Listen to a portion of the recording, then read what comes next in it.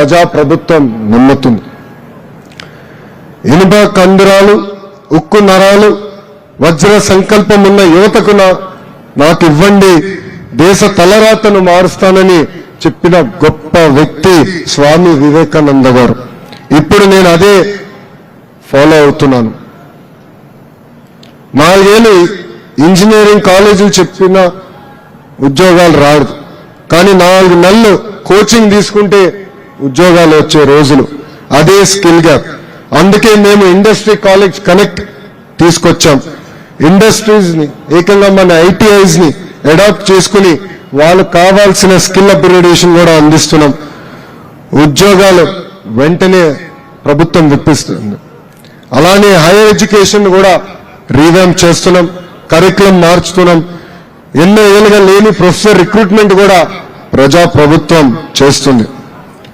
కేంద్ర ప్రభుత్వం, మన గౌరవ ప్రధానమంత్రి శ్రీ నరేంద్ర మోడీ గారు మనం అడిగిన అన్ని కోరికలు తీరుస్తున్నారు.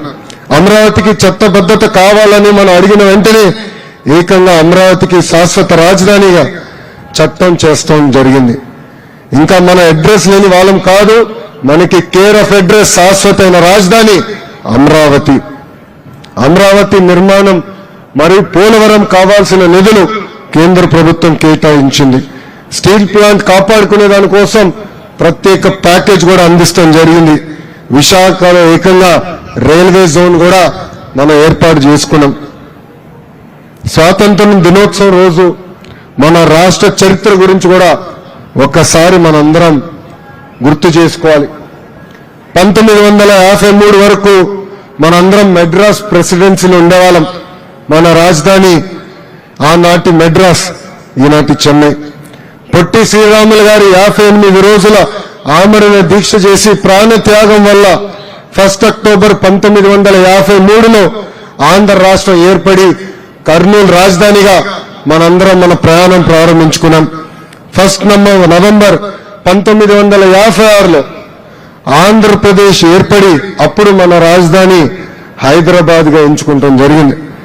58 సంవత్సరాలు అందరం కలిసికట్టుగా కష్టపడి చెమటోర్చి హైదరాబాద్ ని అభివృద్ధి చేస్తే 2014లో అశాస్త్రీయంగా రాష్ట్ర విభజన చేసి కట్టుబట్టలతో మెడబట్టి మన బయటికి గెంటేస్తాం జరిగింది.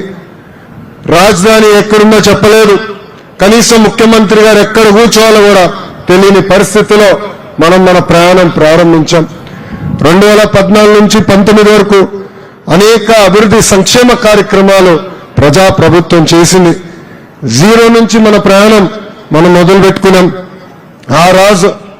ఆ రోజు మనకు నిలబడిన ఒకే ఒక్క ధైర్యం మన గౌరవ ముఖ్యమంత్రి శ్రీ నారా చంద్రబాబు నాయుడు గారు.